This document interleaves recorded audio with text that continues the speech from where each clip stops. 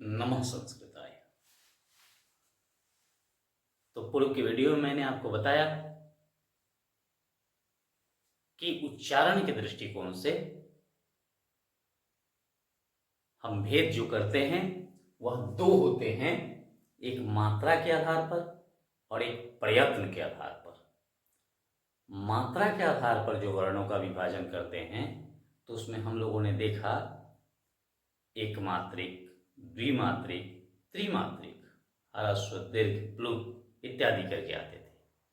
उसी प्रकार अब प्रयत्न के विषय में जब हम लोग देखते हैं तो प्रयत्न का मतलब होता है उच्चारण करने में जो शक्ति निकलती है उसको हम लोग प्रयत्न कहते हैं। परिभाषा के में देखेंगे वर्णों के उच्चारण में स्पष्टता लाने के लिए मुख के भीतर श्वास और जिह्वा के द्वारा जो क्रिया की जाती है उसे प्रयत्न कहते हैं।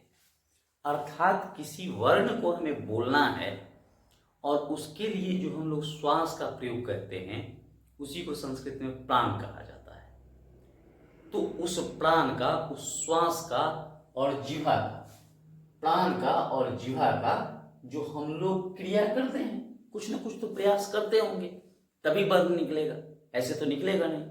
तो वही जो प्रयास किया जाता है, जो क्रिया की जाती है उसे ही हम लोग प्रयत्न करते हैं। वैसे संस्कृत के जो विद्वान हैं, संस्कृत के जो लेखक लोग हैं, उन लोगों ने बताया कि प्रयत्न दो प्रकार के हैं। एक अभ्यंतर, अभ्यंतर का मतलब होता है अंदर से किया जाने वाला प्रयास, और एक होता है वाह मैंने बाहर से, अभ्यंतर और वाह प्रयत्न। लेकिन हम लोग चूंकि संस्कृत के ही केवल विद्यार्थी नहीं हैं, हिंदी के भी विद्यार्थी हैं, तो हम लोगों को हिंदी की दृष्टिकोण में बताया जाता है कि प्रयत्न जो होते हैं वह चार प्रकार के होते हैं। एक श्वास के आधार पर होते हैं, एक नाक के आधार पर होते हैं, इसी प्रकार से उच्चारण में प्रक्रिया के आधार पर होते हैं।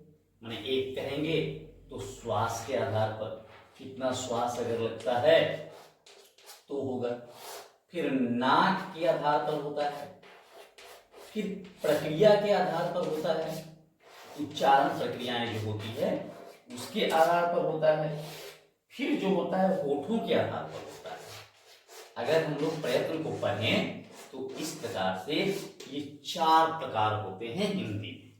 श्वास के आधार पर कौन कौन होगा, नाक के आधार पर कौन कौन होगा, प्रक्रिया के आधार पर कौन कौन होगा, और होठों के आधार पर कौन कौन होगा। तो इसमें दो जो है वो सबसे महत्वपूर्ण, श्वास के आधार पर और नाक के आधार पर।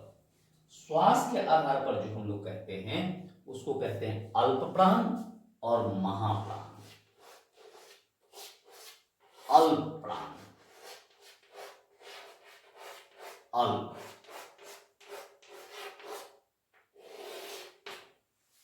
मेरे उच्चारण से ही स्पष्ट हो रहा है अल्प प्राण, यानी कि जिसमें कम शक्ति लगे, कम श्वास लगे, अल्प माने कम लगे, उसको हम लोग अल्प कहेंगे, अल्प प्राण। महाप्राण, जिसमें ज्यादा शक्ति लगेगा वह महाप्राण होगा। तो अल्प प्राण की अगर परिभाषा